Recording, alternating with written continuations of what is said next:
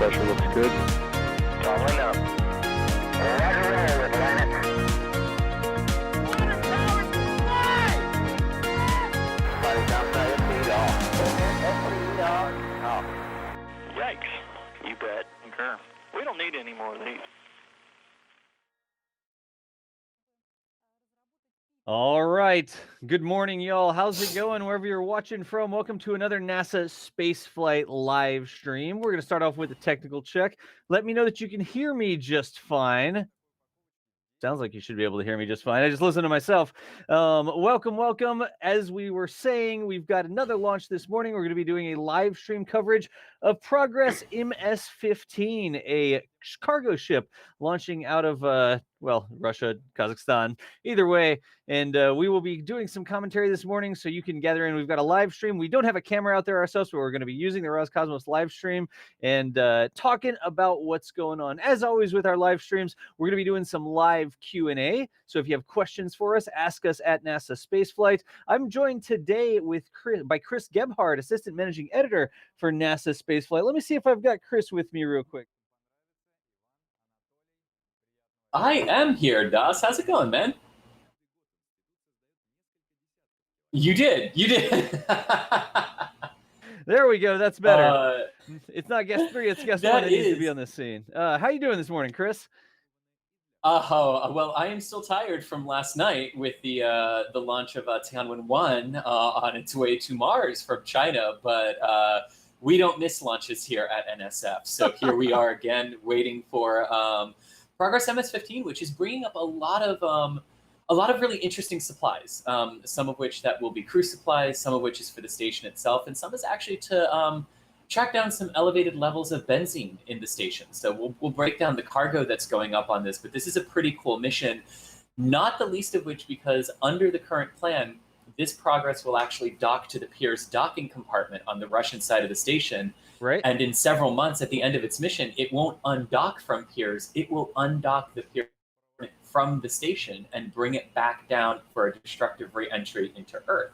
Really? So why are they getting rid of a docking port? Yeah. We're going to have to discuss all of that. But this is a really important Progress resupply mission. It's not just a standard cargo flight up to the International Space Station. It's actually going to be doing some reconfiguration of the station under the current plan. So we figured this was a pretty good one to live stream and everything. Out of the gate, everybody's like, "Oh, is it a crewed launch? Are there people on board?" This is not a crewed launch, right? This is an automated cargo ship that's taking up supplies to the space station, correct? Exactly. This is the so the Soyuz crew vehicle, which brings people up, and the Progress uncrew resupply vehicle, right? Based on the same design with some differences, because the Progress doesn't come back, so it doesn't need a heat shield, it doesn't need all the huge life support equipment and stuff to protect the crew. It's very analogous to what SpaceX is now doing, where you have the Crew Dragon that can fly crew, but you can also reconfigure it to fly cargo-only missions up to the station. So that is what this is, but it is launching on the same Soyuz 2.1A rocket that is used to launch the crew missions up to the International Space Station. Gotcha. And hey, y'all, as we're going through here, we're sort of getting set up. The launch is in what, Chris? 20, 30 minutes? What are we doing? So the launch is timed for 10:26 and 22 and 14 seconds Eastern Daylight Time. Okay. I'm sorry. Let me go back. The launch is scheduled for 10:26 and 22 seconds Eastern Daylight Time, 14:26:22 UTC. It will launch from so that is about 20. That's about 20. Yeah, the clock is correct. 20 minutes, 28 seconds. Yeah. The clock is correct. Yes, and then it will perform a 2-orbit, 3-hour, 22-minute rendezvous with the International Space Station, docking early this afternoon Eastern Time here in the United States, early evening UTC time. Gotcha. So it's testing that fast-track rendezvous, again, that Roscosmos hopes to eventually use for crew missions, right? Right now they do a 4-orbit, they do like a 4-orbit, 6-hour rendezvous up to the station, and Roscosmos wants to get that down to a 2-orbit, 3.5-hour rendezvous for crew. So they're testing that yet again on these Progress resupply missions. Right, gotcha. And so, I've now brought up the stream from Roscosmos here, and it looks like I'm not sure if this is live right now or if this is like a pre-recorded segment. I wasn't listening in on that, but I do want to point out one thing: the Roscosmos clock right here just passed 20 minutes, and our clock is about 30 seconds ahead. This is a feed we're getting from them, so we're not going to be able to match up those two clocks. And if they keep this on the screen the entire time, just be advised they're sending it to us or they're sending it to the world on about a 30-second delay, and then our clock isn't going to match. So just a point of reference on that. Once we get down to, there you go, we'll just use their clock instead. We'll remove our clock. It looks like our guardian angels of technology are listening to us this morning. Yes. So yes, that way we're timed live with what we're seeing on screen. But yes, and we are using the Roscosmos feed and not the NASA feed today, right, because we have noticed in the past that actually the Roscosmos feed is higher quality, it's not compressed, it's more accurate to real time, and plus Roscosmos just awesome graphics for when the rocket is too far downrange for the long range tracking to see. So this is going to be good. Gotcha. In chat, just really quickly, y'all let me know. You should be able to hear the audio from the Roscosmos stream. I'm just going to bring it up for a second. You should be able to hear that. смысле, но очень значимый с точки зрения символики груза. And then I'm going to bring it back down again like that. So chat, just let me know that you were able to hear that correctly. It wasn't, once I turned it on, was it too loud? Was it too soft? Was it all good to go? That's a new little bit of feature that we're using here. So Chris, Q&A, we have some questions. You want to start doing that? Do you have like a spiel you want to go through? How do you want to do it? Yeah, well, actually, so it's it's a question we just got asked, but it's one that I really want to get to. But there's one really quick that we'll go through first. This comes from Vipster, wanting to know, will they show the docking? Yes. Thank you. So both Roscosmos and NASA will piggyback the Roscosmos feed. They will be bringing you the docking of Progress MS-15 to the Pirs docking compartment live if the launch is successful and Progress is inserted into the correct orbit. Yep. Then docking will follow about 3.5 hours after liftoff. What is notable about this particular docking to the Pirs docking compartment, this is a new updated version of the Kurs automated docking system. Okay. So previous spacecraft have used the Kurs system. This is using the Kurs NA, which is upgraded, should be able to handle things better than the original Kurs, which was developed in the 80s for the Mir space station. And Russia has been using that ever since. So it's a good new navigational upgrade and automated docking system that will be tested today for that. Gotcha. Now, the other question that this links directly to is which module will Progress be docking to? And this comes to us, and this is a good question because it will be docking to the Pirs docking compartment on the International Space Station, which is a Russian docking compartment. But the important part about why it's docking to Pirs is not because of station traffic on the Russian side. It actually has to do with what will happen at the end of this mission. So plan has been for the longest time that Russia's new laboratory, the Nauka science laboratory that is shipping to Baikonur sometime this week per the latest Roscosmos statement, and will undergo final preparations for launch. This has been a long-awaited module that was originally supposed to launch under the original construction phase of the station back in the early 2000s, has been consistently delayed, and is now almost actually ready for liftoff. The problem is the Pirs docking compartment is berthed to the same location that Nauka module has to go to. So Pirs can't stay. So this Progress MS-15, under the current plan, if Nauka's launch schedule holds, will actually remove the Pirs docking compartment from the station and act as a tug, pulling it away from the International Space Station and bringing it back down into the atmosphere for a destructive reentry. That would clear the docking, the berthing port, docking port on the station for Nauka. Nauka itself is outfitted with a docking compartment as well, so it will take the place of Pirs docking, but also provide Russia with their flagship science laboratory. So that is what is very, very different about this particular Progress mission and why it's very specifically going to Pirs and has to go to Pirs per the overall reconfiguration plan of the station. So that is why this mission is actually really, really cool and different from a lot of the other Progress missions, is that we're actually going to see Progress act as a tugboat, which Progresses have before when Russian modules have been brought up to the International Space Station. But now we'll get to see it in a few months do the reverse and actually take a major component of the station away to make room for expansion, which I think is really cool. The space station is still growing, and sometimes to grow, you have to discard the parts that you don't need anymore. Kind of like teeth when you're growing up. Kind of like teeth. Right? Like, yeah.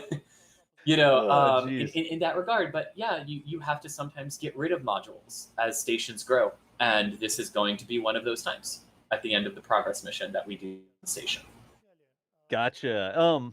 Really quickly, I had a couple super chats come in while we were doing that answer there. So let me grab those. Hey, Dalek Khan. Dalek Khan says, I'm building a real life rocket engine, just the engine, not the rocket. You're using compressed air or LPG. Cool, Dalek Khan. If you ever get a video of it or something, maybe share it on the forums, post it on Twitter or something. I'd love to see your homemade rocket engine. Please be safe. Rocket engines are not the least dangerous thing that you could build, so be safe with it. But thank you for the $5 super chat there. And then also, Rough Riders Show, love you guys. Thanks for the streams. Rough Riders, thank you so much for the support. As long as you keep on helping us go live here by showing up and super chats and just liking and subscribing, whatever it is, we'll keep on trying to go live anytime we have the ability to cover something like this for you. So again, Chris, they're just sort of talking over here, so we'll keep doing some Q&A. Oh, yeah. Yeah, indeed. Just real quick before we do that, we're 13 and a half minutes out from liftoff. At this point, the pad has been evacuated and cleared of all personnel. Soyuz, Russian pads get cleared at the last possible minute. Like T-minus 20 or something, right? Yeah, like if you look at my Twitter feed, actually, ChrisG_NSF, one of the final tweets that I tweeted out right before we went live was a pic of people standing at the base of the rocket at T-minus 47 minutes. I mean, so Roscosmos really clears their pads at the very last minute, but the pad has been cleared at this point. The major things that we will look for in the final 10 minutes of the terminal count, there's a view of Soyuz on the launch pad right now, all frosty. It is actually headed towards sunset at the Baikonur Cosmodrome right now, but launch will be prior to sunset. So it's not going to be the gorgeous post-sunset. The rocket will ascend into daylight. That would have been if they launched yesterday. Right. But it's nonetheless, it should be absolutely gorgeous lighting there at Baikonur. But one thing that we will be looking for, there will be a physical key that is inserted into the launch console in the launch bunker, which will actually start and tell Soyuz to start the final process of getting itself ready for launch. And then we'll have the normal tank pressurizations and everything headed to the final minute where all the visual stuff really starts to happen with the swing arms pulling back and everything. Gotcha. But yes, until we get to that point, let's keep taking some questions. All right, so I get into this one real quick. NASA Spaceflight, there will be a stream tomorrow for static fires. I assume if you're talking about NASA Spaceflight and static fires, you're probably talking about Starship. If we get indications that a test is going to happen down at Boca Chica tomorrow, you can guarantee that we'll be live to cover it for you. So just want to grab that one really quickly. Here is one. Will American launch vehicles also do the fast track orbits where they rendezvous within 3 hours? So can the American vehicles do that, Chris? So the understanding is that they can get there very quickly. Whether they can get, so basically if they needed to, and I just realized I'm totally I'm working on it. I'm trying to fix it. Teal or something like that. That is bizarre. Stand by. I have no idea, but that is weird. Okay. Wait, Chris, stand by on your explanation. Okay. I'll tell you when to start again, okay? What is that? I haven't seen that one before. You're still teal. Why are you still teal? I don't know. This might be an artifact of my camera and my computer. So we might need to look at a different setup for me later on down the road. Yes, I've sent you that link for that thing to get so you could use the G50. Yes. I'll work on it. You continue your explanation, Space Smurf. There, I fixed it. Space Smurf. Okay, I auto-corrected myself back to real life color. Chris is a Kerbal. Yeah, I'm a curveball. I like that. Sorry about that, y'all. Yeah.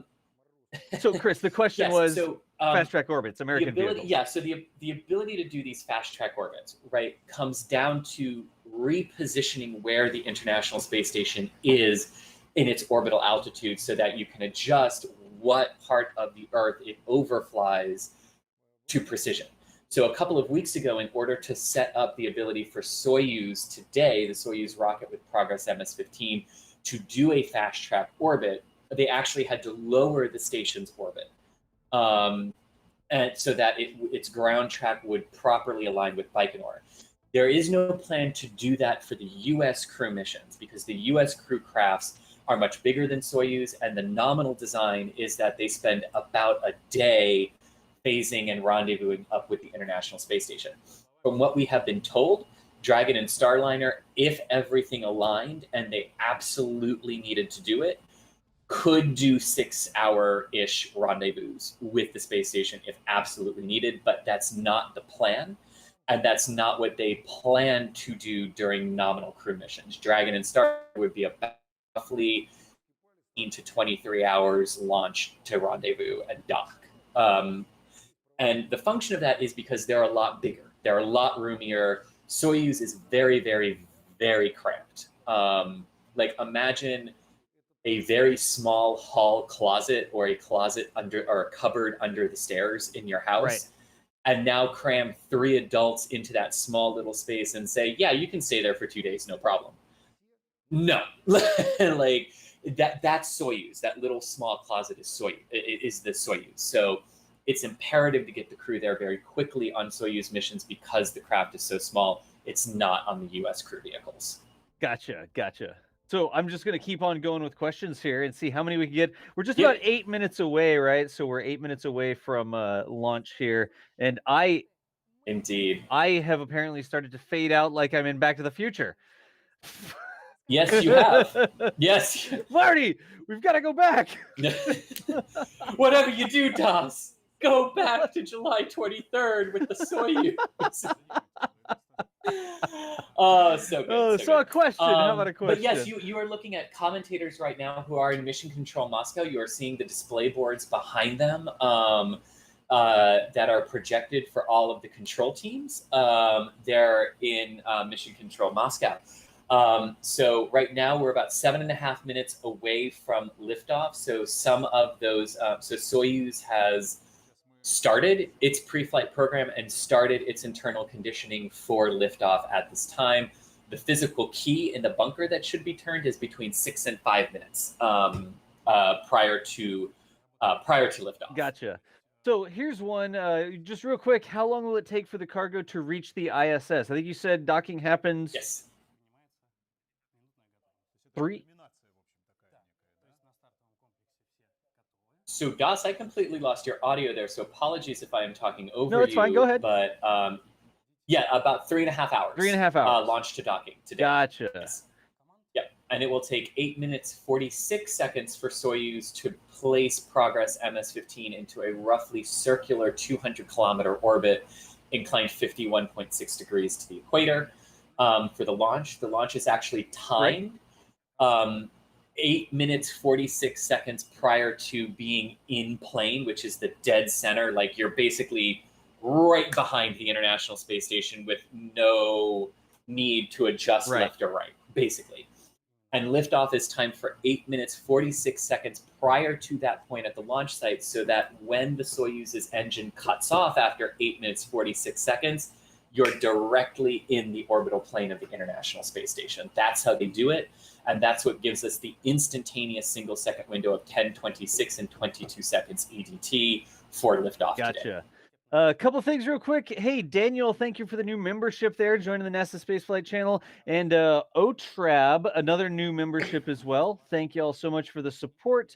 And we've also got another super chat from Sandy AP. And Sandy AP asked the question, is Soyuz the longest used rocket design in history? Soyuz has been launching for a long time. Is it the oldest design still in flight, I guess would be a good question there.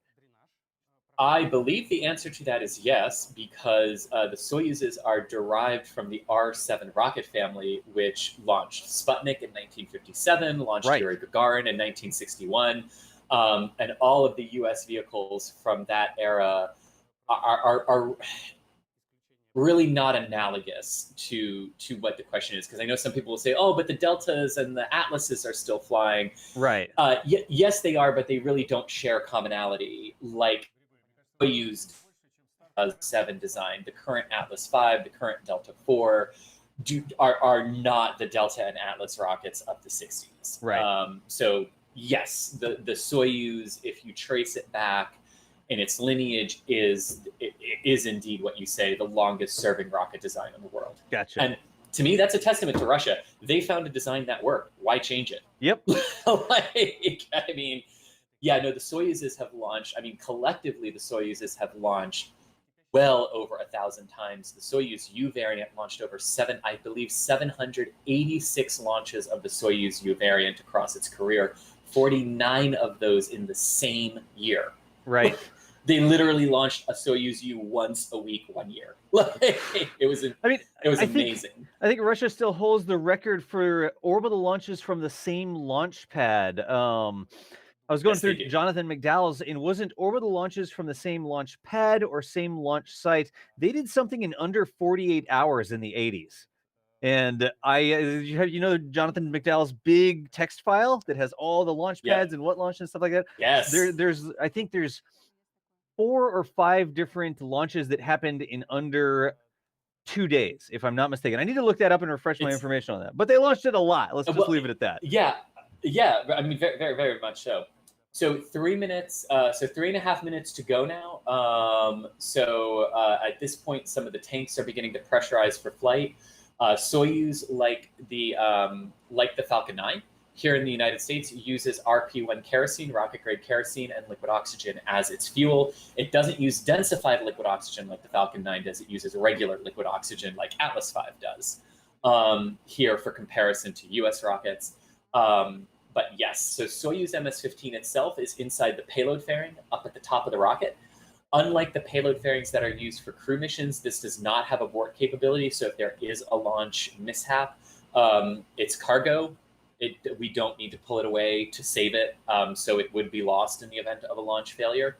Right. To that end, the International Space Station is currently stocked with enough supplies to support a 6-person crew out through the first quarter of 2021 if this progress does not arrive successfully. The limiting commodity or consumable is food for the crew.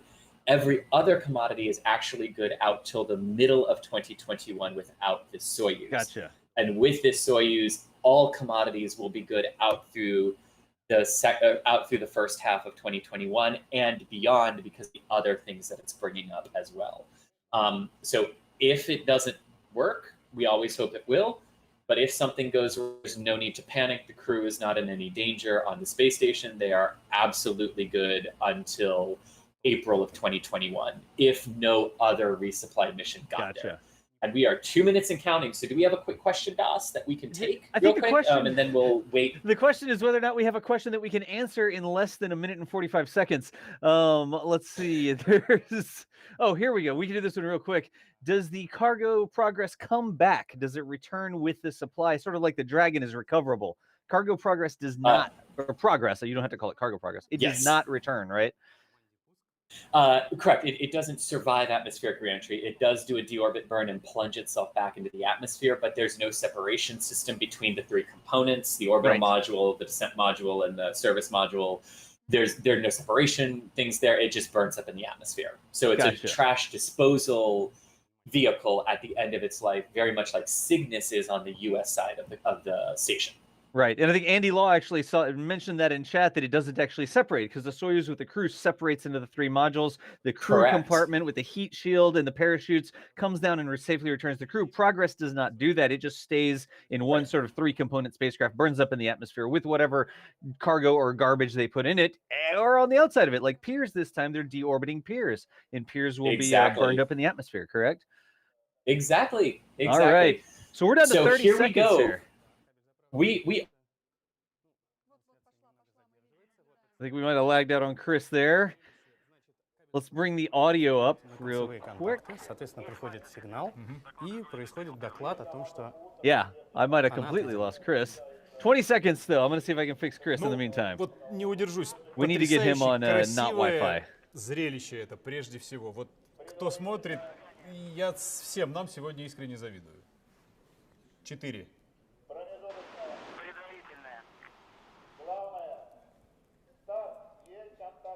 Подъем.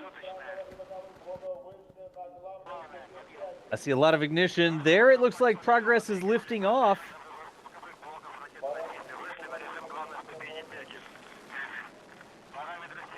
And it's cleared the pad. Look at that.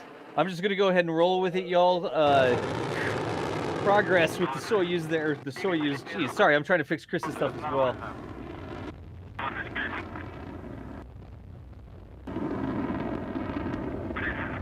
Параметры конструкции ракеты-носителя в норме.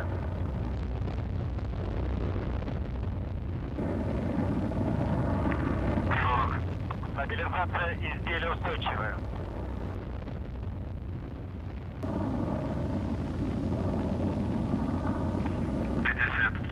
Давление в камерах двигателей в норме.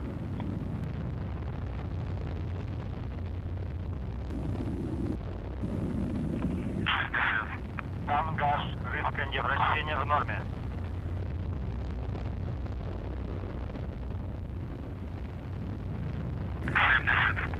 Полет нормальный.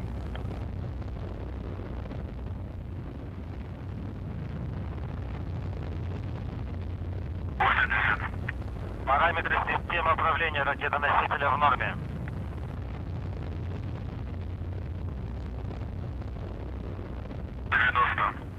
Двигатели первой и второй ступени работают нормально.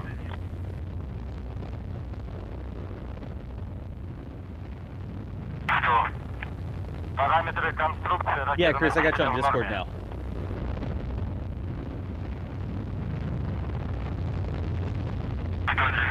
Тангаж, рысканье, вращение в норме.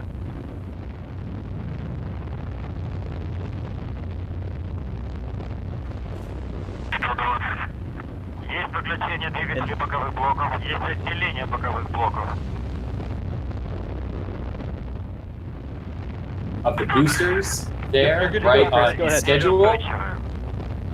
Yeah, right on schedule. So you are looking at a live view from a camera on the Soyuz 2.1A rocket as it ascends from Baikonur Cosmodrome into space. We just saw a successful first part of first stage ascent on with the core stage and the 4 side-mounted rocket boosters, liquid fueled rocket boosters, firing.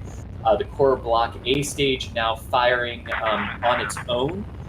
This will continue to burn for about another 2 minutes to roughly 4 minutes 45 seconds into flight, at which point we will have the hot staging ignition of this block I second stage. You can see that plume expanding very, very nicely. So Progress MS-15 right now enjoying a nice ascent into Earth orbit from the Baikonur Cosmodrome in Kazakhstan. Great views from onboard the rocket. The payload fairing, look at the payload fairing go. Yep. There, look at that. That's awesome. That's awesome to see the payload fairing go. So that means that Progress itself is now exposed. They are up out of the dense lower atmosphere, no longer needed that payload fairing. And off that goes some less mass that you have to carry around now that you don't need it. So about a minute remaining now in the first stage Block A powered phase of ascent, and then we will have the hot staging event, which is always exciting to watch. You can see the camera view switch there momentarily to Progress. MS-15 and now onto animation, Yeah, there we go. what was supposed to be animation. Yeah, we got it now. We're yes. good. Yeah. There we go. We got it. Yes. So here we go. And that hot staging, they will actually ignite the Block I upper stage while the Block A first stage is still attached and still firing. Now they do this because as the acceleration force of that first stage actually pushes all the propellant in the upper stage backward down toward the engines and creates a stable propellant environment for ignition. So instead of shutting down the Block A first stage, separating and then using thrusters or verniers to produce that acceleration to settle the propellants in the tank, they just use the still firing first stage, or Block A stage. So that is why they do the hot staging. And you can see it coming up here right now. The Block I engine should have ignited there, and Right there. shutdown and separation should have occurred. Per the graphics, everything does appear to still be going according to plan. You can see the little engine shielding shrouds. They're jettisoned from the Block I upper stage, no longer needed. So you don't need that mass, so you get rid of it.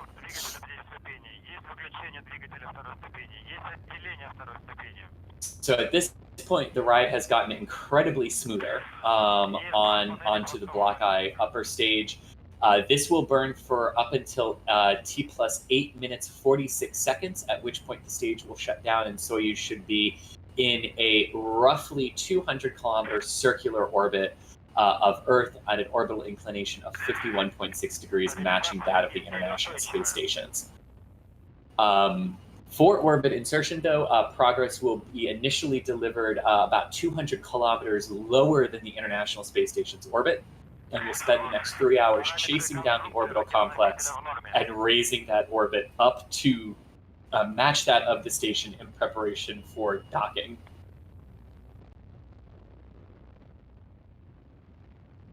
Not sure why we lost the onboard rocket camera views, but these graphics from Roscosmos are absolutely killer. Yeah, they're nice. I'm not complaining. And absolutely awesome. Exactly. Absolutely awesome to watch. So some things I want to point out. So for the graphics there, right, you see altitude in kilometers, you see distance from the launch pad, and you see orbital speed. All of that very, very good. So you see the orbital speed continuing to increase there. It's currently... it's 18, totally 000. below the... Yes, Yeah. 18,000. What is 18,000 meters per second? Looks like kilometers per hour. Kilometers Yeah. per hour. Okay. So for kilometers per hour, we want that to say roughly 26,000 kilometers an hour for orbital velocity. So you can see we're continuing to get close there. You can see we're already over 1,000 kilometers downrange from the launch site and 160 kilometers in altitude and continuing to climb. There is the onboard view. Yeah, there we go.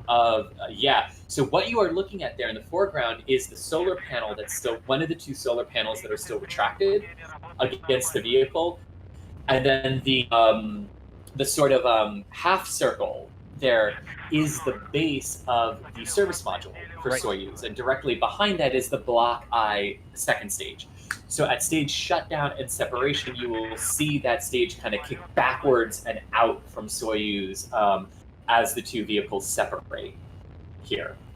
But That picture, we're not getting like a direct video feed. That's the picture of the Russian mission control, right? Yes, it is. Yes, it is. Okay, now we got a direct feed. Everything. There we go.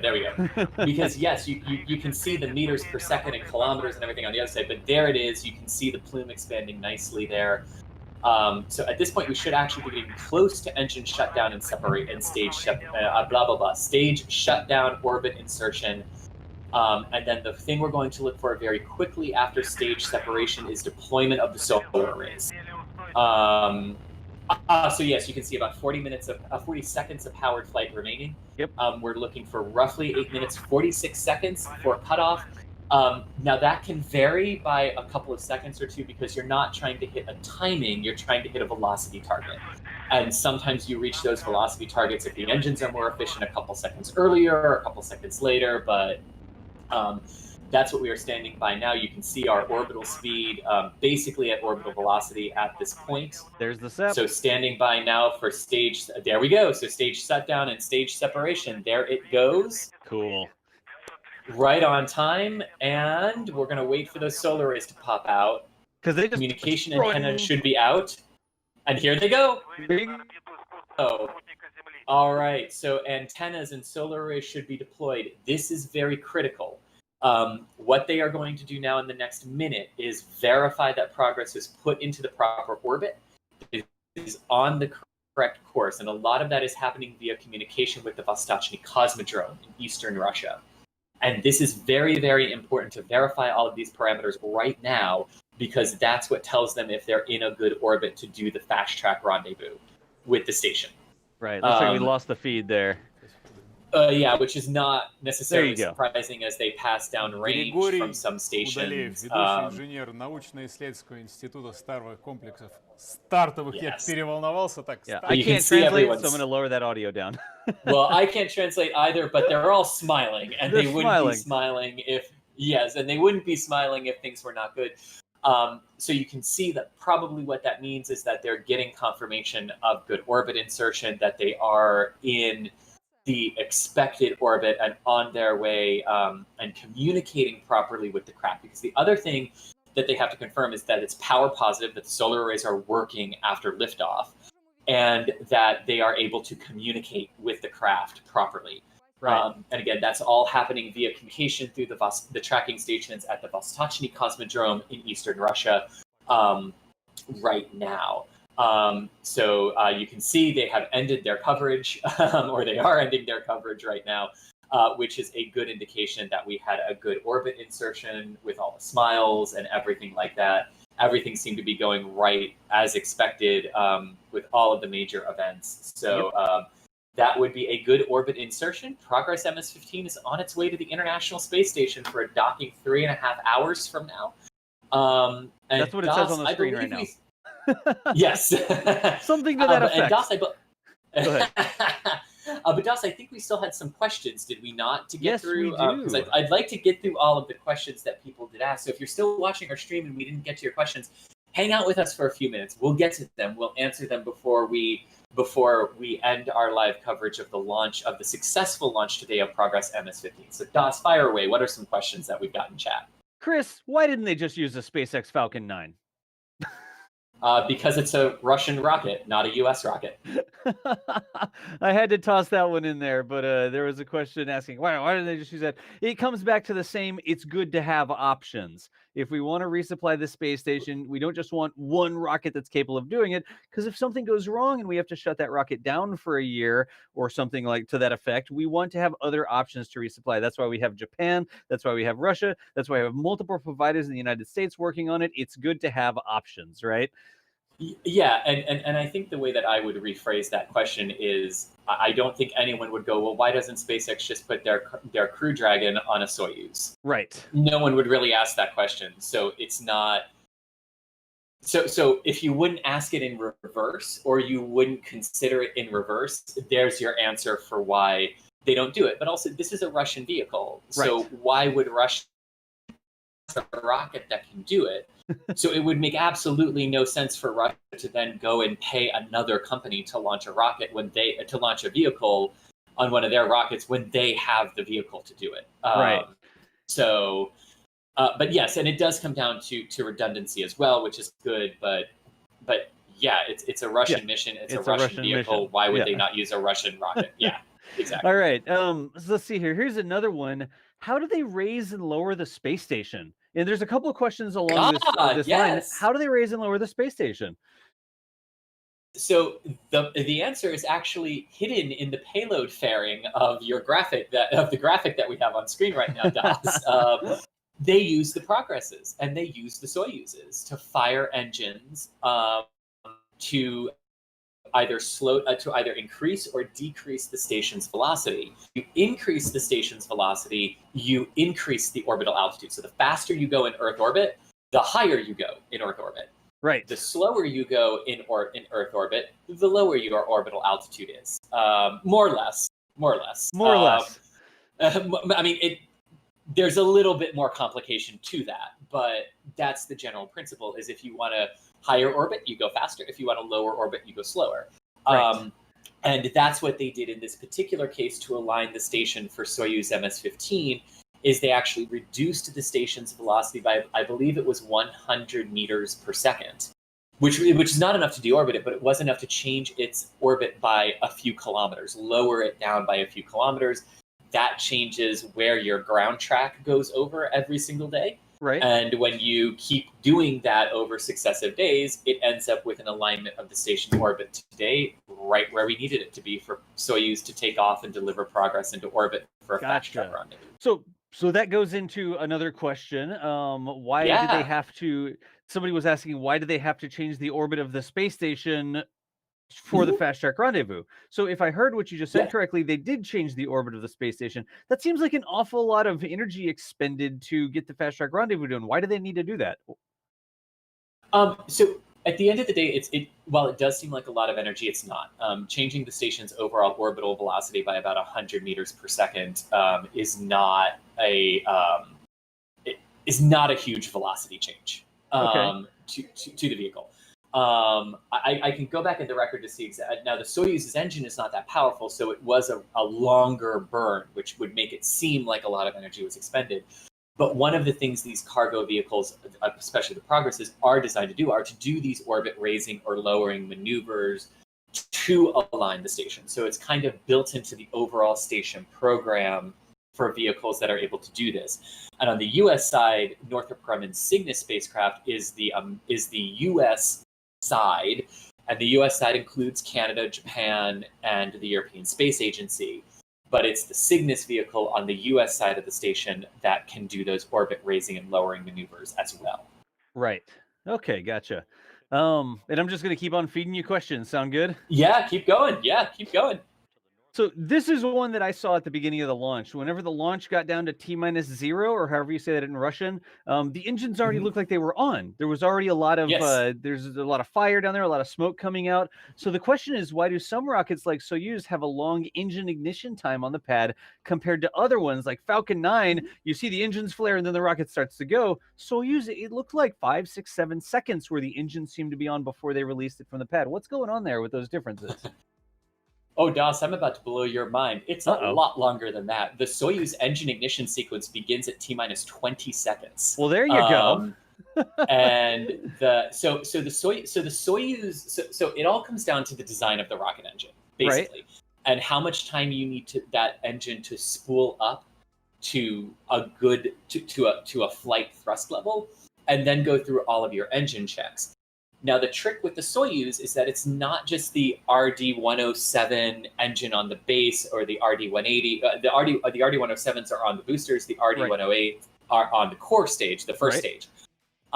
It's not just igniting those. It's also igniting all the vernier engines on all of those engines, because the verniers are what allow you to pitch and roll and yaw and control all of that. So the Soyuz does have a very long ignition sequence just because of the engine design. Whereas, the Falcon 9 is the engines get their command to light at T-minus 3 seconds, and they're off and running at T0. Right.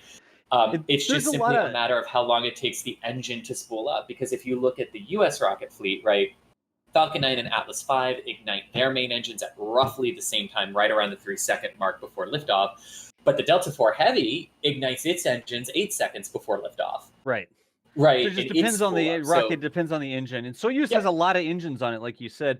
Is each one of the, it really does. Is each one of the clusters of 4, is that considered one engine, or is each one of the it's one engine? Okay. So it's a single, how do they describe it? It is a single engine with 4 thrust chambers. 4 thrust chambers, right? So it's one engine, because they all come like that. It's not like 4 engines put together. That's one unit, but it's got 4 chambers. It's one turbo pump. It's one ignition source. It's all of that. The thing that makes the engine, it's one, and that's the same with the Block I second stage, where there are 4 thrust chambers or exhaust chambers. But it's technically a single engine because of how it's designed and how it's built. Yes. Gotcha. All right. So that's why it takes. You said it was almost T-minus 20 when they started up the engine ignition sequence for Soyuz. Yep. That was a long time. I'm like, I don't know. What was that, 7 or 8 seconds? 20 seconds is a really long sequence. So now some of that, is flowing propellants into the engine, doing pre-burner ignitions, doing those sorts of things, which if you're a fan of all of our SpaceX live streams, you're very familiar with pre-burner tests and things like that, right? So some of it is that. And again, it just comes down to how the engine was designed and built, because not all Russian engines ignite that early and take that long to spool up, so yes. Gotcha. All right. I mean, I've got more questions, and also I've edited Yeah, our let's keep title. going. It says Q&A on it now. You see, I changed our title Yeah, card to I say did. I like that. MS-15 launch Q&As, because that's where we are right now, answering questions. The launch has already occurred, y'all. The rocket is, or the spacecraft is in orbit. We've got solar panels deployed. We see it says success up at the top of the screen. So we have already seen the launch, and now we're just answering your questions about what just happened. Hey, Das. Yeah. Quick question though. Can we do a replay of the launch while we answer the rest of the questions? Not easily. I can work on Not getting easily. that set up. Never mind. Yeah, Okay. Right Okay. now, not easily. Never I can work on mind. setting it up, but let me work on that while you answer the next question. Okay. Let's see. Yeah, 100%. So here's one. This will take you a while to answer. Along with supplies and consumables, what other cargo is being flown on board today? Go. That is an absolutely excellent question. Yes. So supplies and consumables. So of note, some of the supplies going up to the space station. This comes directly from NASA.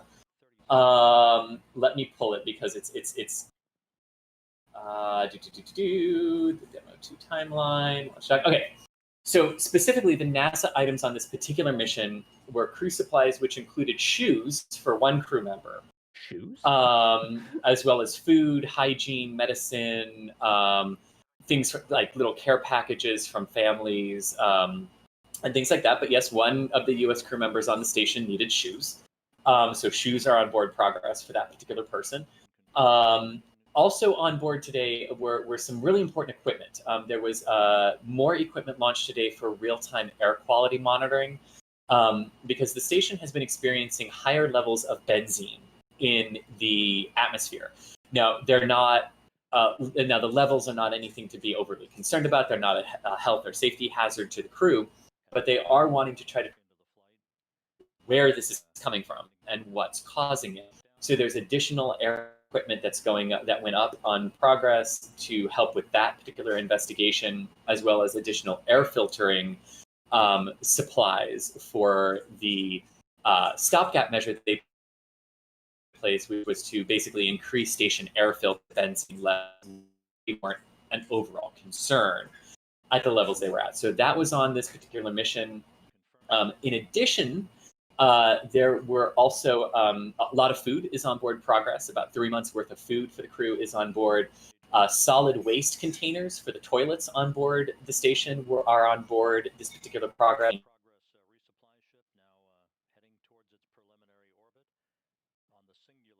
The Russian segment of the station where a lot of the equipment that was on board this particular vehicle that is now successfully in orbit and chasing down the space station for a docking about 3 hours from now. Gotcha. Yes. And I'm working on setting up that replay for us. Okay? Yeah, no problem. Cool. So here's another question for you. Let's see. Martin Smith asks, is the ISS moving or is it just the rotation of the Earth? So does the ISS actually go around the Earth or does the Earth just rotate and the ISS stays in one place? Definitely in orbit. So the first part the first way so is the station moving or just rotating? Yes. So per the question asked, it's both. The space station is moving at roughly 7.7 is moving at roughly 7.7 kilometers per second in orbit, or about 5 miles per second. So it is moving, but Earth also is moving under the station. So this is what we call orbital precession. Right. Which basically, if you think to all the launches to the International Space Station, right? So like today, the launch time was 10, 22, and 26 seconds. If they had encountered a delay and needed to switch to tomorrow, it would have been like 9:58 and something seconds. And if they were to delay again, it would be 9:36 and something seconds. And the 22 to 25 minute advancement or regression, going backward in time, of your launch time to the station each day is a result of how Earth is rotating underneath the orbit of the space station. Right. And how the space station is moving on its velocity vector in its orbit. So it's a combination of both the station's movement and Earth rotating under the orbital ellipse of the International Space Station's ground track orbit. Gotcha. I'm going to do a plug for something that is not related to NSF, but it is an absolutely great app that we use a lot in our launch articles. It's called Go ISS Watch. It's a free ISS app. Watch. All right. Yes, it's called Go ISS Watch. It's available on Android and Apple stores for download.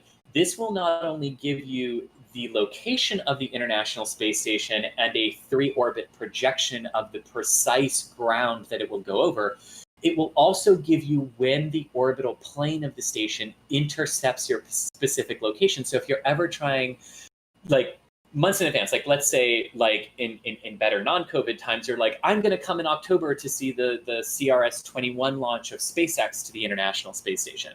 Right. But SpaceX has not revealed or said what that launch time is. You can actually use this app to get a ballpark estimate for the time that the launch would be on that day. And it's usually this far out within a minute of the actual launch time when we get to the day. So it's an incredibly useful app, but specifically to the question that was asked about, stations moving, but Earth is moving, and how does this work? It's a great visual representation of how that actually plays out. There you go. You're back, Chris. You're on the hotspot right now. App is. Yeah, I'm on a hotspot right now. Yeah, you're on a hotspot right now. Okay.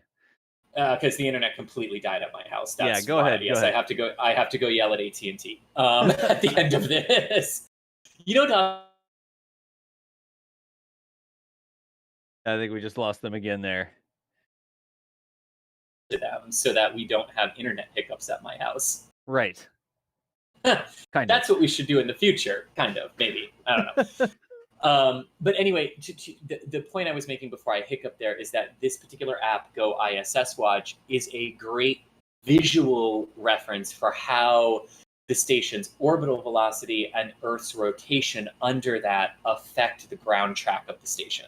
So It really helps you visualize how this all works from an orbital dynamics perspective, which is really hard to explain without visuals. And this app really, really does help with that explanation. Gotcha. And Chris, I've got the replay ready to go. I set it to T-20 if you want me to roll the replay while we do this. And there are just a couple more questions. Final questions, Yeah, there's just a couple more questions here. And let's watch the replay. Go ahead. Yes, before you do that, Sweetfly Boyfish had a question saying, what does net mean for a launch estimated time? This is a question we get a lot, and it's a really good question. So NET stands for no earlier than. Right. It's sort of the jargon that we use to describe, hey, this is the earliest possible date that something could happen. It doesn't mean it's the official planned date at this time, just the earliest it could possibly happen. Right. But it's a good question, and we do get it a lot of times because we love acronyms. So always asking us to explain an acronym is never a silly question. Please ask us to explain acronyms, because they do kind of prevent people from understanding, right?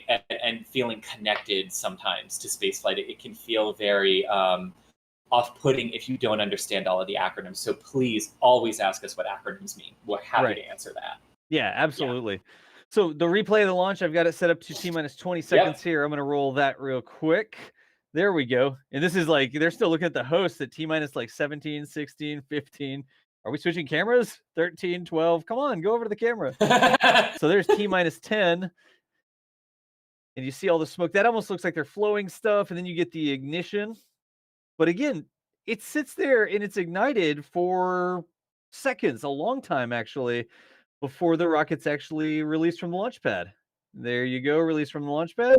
Looking down the train tracks they use to carry it. Yes, and you can see like the pre-burner, the smoke that comes out before, and then you can see all the firing, and then you can see like it's not at full thrust yet, and then watch, bang, right? You get that full thrust, and it's still sitting there, and then boom, the arms release it, and up it goes. Yep. Yeah. And so, y'all, this is a replay. The launch has already happened earlier.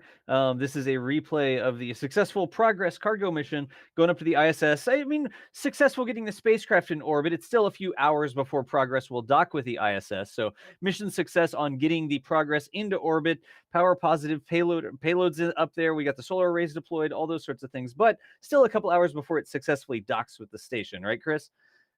Yes, indeed. And about 3 hours to go before docking to the space station. Gotcha. So about 3 hours. Yes, this Yeah, so this is utilizing the fast track to orbit rendezvous up to the space station. Gotcha. And for those of you who are still watching, I also want to point out that the launch overnight, Tianwen-1 going to Mars from China, all indications are that it was a very successful launch and that Tianwen-1 is on its way to Mars along with Alamal, hopefully joined by Perseverance and Ingenuity in 7 days on the 30th of July. Right. And I think that's worth noting that we do appear to have confirmation from Chinese officials that the launch was a success and that Tianwen-1 is on its way to Mars.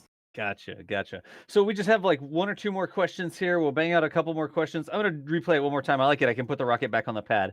And let me just grab a couple more questions here.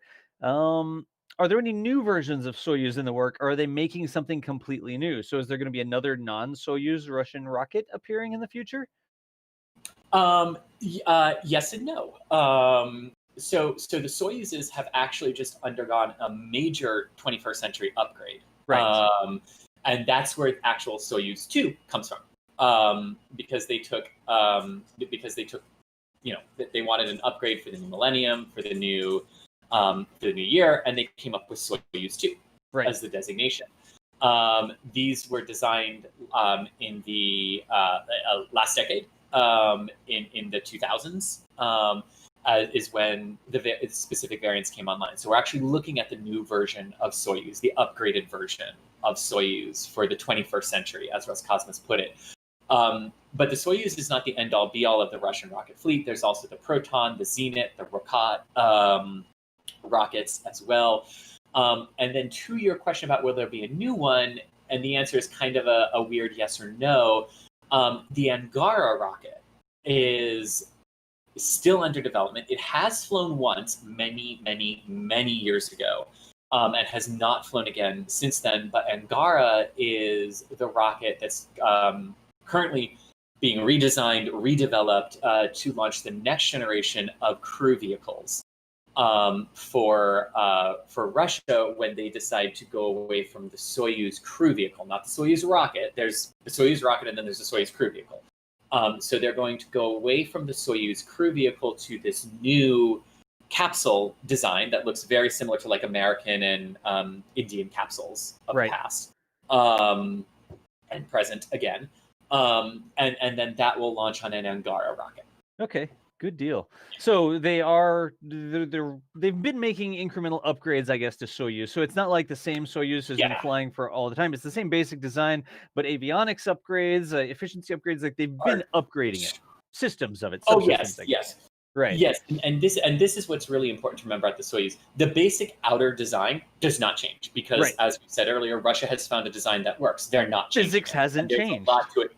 Right, and there's a lot to admire about that because they just upgrade the systems that matter. So yes, like the Soyuzes that were even flying a couple of years ago, like the Soyuz FG, which used to launch all of the crew missions up to the station before it transitioned earlier this year to the Soyuz 2, was analog. Like that rocket could not roll onto course. All it could do was pitch over. So they literally had to turn the entire launch pad onto the correct azimuth so that all the rocket had to do was pitch over and go down range, right? Well, there's nothing you need to change about the outside of the rocket. You just need to upgrade the guidance, navigation, and control system and upgrade the gimbaling capabilities of the verniers and redesign the abort system so that when the rocket starts to roll onto course, Soyuz, the crew capsule, doesn't freak out thinking something is wrong and try to abort away from the top of the rocket when it's doing what it's supposed to do.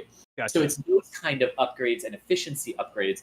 And the biggest efficiency upgrade for the Soyuz was actually this ability to do the fast track rendezvous and dockings with the International Space Station, executing such a precise launch and orbit insertion that the craft doesn't have to do the majority of the things that are normally tasked with it in terms of phasing into the station's orbit and then raising its orbit and all of that. The rocket does it for it now. So that's actually one of the biggest upgrades that the Soyuzes have debuted here in the last decade. Right.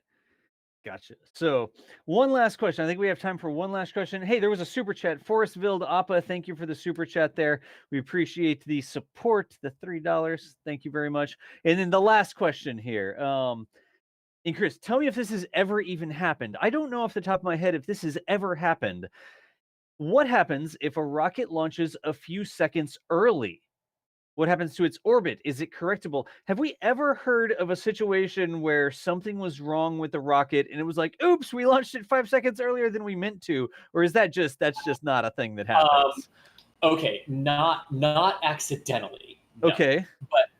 But the overall spirit of the question is, oh yes, this has happened, right? Because what you see with space station missions, right, from SpaceX and from Roscosmos and from JAXA, the Japan Aerospace Exploration Agency, is all of those station missions are timed to single-second instantaneous windows to do exactly what we talked about today, right? So that the launch phase concludes when you are directly in the plane of the International Space Station, and you don't have to do a lot of phasing, left or right in your orbital corridor to get into the same orbital corridor as the space station. Think of it like an interstate or a motorway or the Autobahn or whatever the equivalent is in the country that you live in, and think of that as a 3-lane road. Right. The middle lane is the International Space Station's orbit. Okay. Well, ideally, the most efficient thing when you're getting on the on-ramp to the interstate, right, is not to go directly into the left hand or the right hand lane, or the left hand lane, depending on what side of the road your country drives on. Right. Ideally, what you want to do for most efficiency is just cruise perfectly without stopping into that center lane. Right. That's what this mission was trying to do. Right. Launch directly into that center lane, directly behind the space station. So all you have to do is raise your orbit up and you're right there in line with the station. Right. But Northrop Grumman, United Launch Alliance, and everyone's favorite former rocket, the Space Shuttle, all have launch windows. Now, the shuttle tried to always time it so that they launched directly into the plane of the space station like we saw today, but they did have 5 minutes, more or less, on either side of that direct in-plane time that they could launch in, but then they had to phase. Then they really had to use more propellant to phase themselves back into alignment with the space station. So if you launch a little bit early or a little bit later than in plane, it depends on the ability of your rocket stage once you deliver it to orbit, how much can it phase? Right. And that's what gives you an overall launch window instead of a single-second instantaneous opportunity. Gotcha. So you can certainly launch later or earlier, but it just requires more effort from the craft once it's delivered into orbit to get to its destination. So it's not as efficient to do it that way. Gotcha. All righty. Well, y'all, I think that's going to sort of come to the end of our live coverage for the Progress MS-15 launch. We're just doing a little bit of Q&A. Again, it already launched. We saw that launch earlier. I was just doing some replays of it. And we were just taking some time here at the end of the stream, live for just over an hour, to do a little bit of Q&A with you. So thank y'all so much for all the cool questions. I mean, I see there are more and more questions. We could probably just sit here and answer questions 24/7, but that is going to be the end of our coverage today. The voice you were just hearing, we had to switch over to audio only. That was Chris Gebhardt, Assistant Managing Editor for NASA Spaceflight. Chris, thank you so much for answering all the questions and joining us today. Sorry about the internet problems there. Yeah, indeed. Sorry about the internet problems. It just totally cut out on me. At T-minus 20 seconds or something is when you lost internet. Yeah. And I'm like, no, come on. So, of course, if the internet was going to go down, I mean, you're getting hit by like a tropical system or something down there in Florida, aren't you? You said there was a bunch of weather coming through, or? Yeah, that storm that, I haven't checked this morning, is either about to be named or will definitely be named based on projections, that's headed toward Texas, is in the Gulf, and it's throwing a lot of its outer bands and tropical moisture up into Florida. So yeah. Yeah, gotcha. Well, we appreciate you hanging out with us. We got it figured out. In the future, I can do the swap to audio only a little bit more quickly. I wasn't sure that your internet had dropped or if it was a problem with the camera or something, but we were able to just swap you over to audio only. And I put this fantastic picture of you on the screen, and I need to put like voice of or something on the bottom of it for the future. No, I thought that was a great workaround. When I saw you doing it, I was like, yes. I'm just scrambling as fast as I can to get those things resolved. But we do have the option to fall back to audio only like this. So thank you for understanding there. And chat, thank you all for showing up as well. Everybody coming through with all the cool questions. The super chats that came through, got a couple new memberships, likes and subscribes, etc., whatever y'all were doing. We appreciate you all showing up. Every way that you can support the channel includes literally just showing up when we start a live stream, asking some cool questions. If you can, do super chats, join the channel. You see a tweet or something like that, retweet it, whatever it is. We appreciate everything you do to make it so we can continue bringing you this cool live coverage. Also, I'm John Galloway. I'm one of the hosts here. I do a bunch of live streaming stuff. Sometimes I tend to phase out until somebody goes back and stops the plutonium smugglers, and then my picture becomes solid again. We're continuing to work on all these things, but you can always follow us around on Twitter. At NASASpaceflight is the main account. That would be Chris B, who's not on today, but that's the main NASASpaceflight account. Chris G is actually Chris G_NSF on Twitter. I'm sure that's going to appear up at the top of the screen in just a second. Not quite as quick as I thought. That's okay. It'll appear. And then last but not least, I am a K-Space Academy on Twitter. You can find me over there. We know there's all sorts of questions. We never get to all the questions in the live stream. Like I said, we could talk for 10 hours straight just answering questions. There's Chris's Twitter handle up there. So if you have a question for us, always feel free to ask us on Twitter. Tag at ChrisG_NSF. And Chris, I'll put you on the hook for this. I'm pretty sure you'd be happy to answer questions over there, right? Oh, of course, all the time. All right. So again, everyone, thank you so much for showing up. Hey, all of the different ways that you've supported us so we can do this, we appreciate. I saw a question earlier about a Discord server. If you are a channel membership of the second level or above, I believe, we do have a members Discord server. So we don't have a publicly available Discord server because we put some behind the scenes stuff that isn't public stuff in there. But if you are a membership, and I believe it's the second level or higher on that, you can get instructions on how to join our Discord server. So, Sweet Flyboy, I apologize I didn't answer that earlier, but I saw that question. We'll handle it in the outro here. But that is going to... Go ahead. Well, and if you do a channel membership that gets you access to the Discord, it's not instantaneous. It does take time for YouTube to communicate with Discord. So when you don't see the link instantly, don't panic. Nothing's wrong. Just give it a half an hour, right?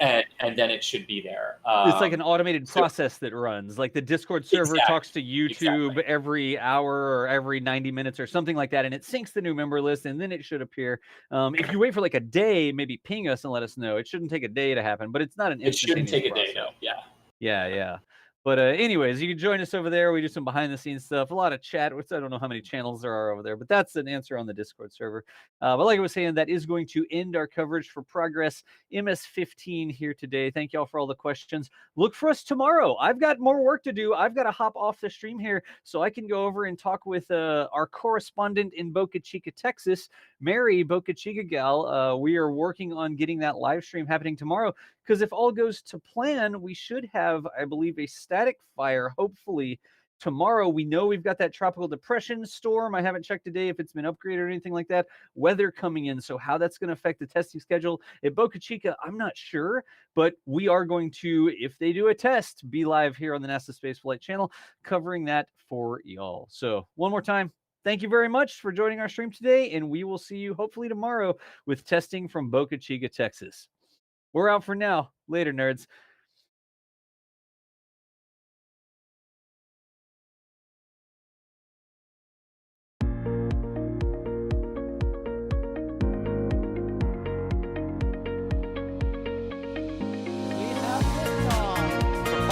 Yeah, that was actually pretty good. Yeah.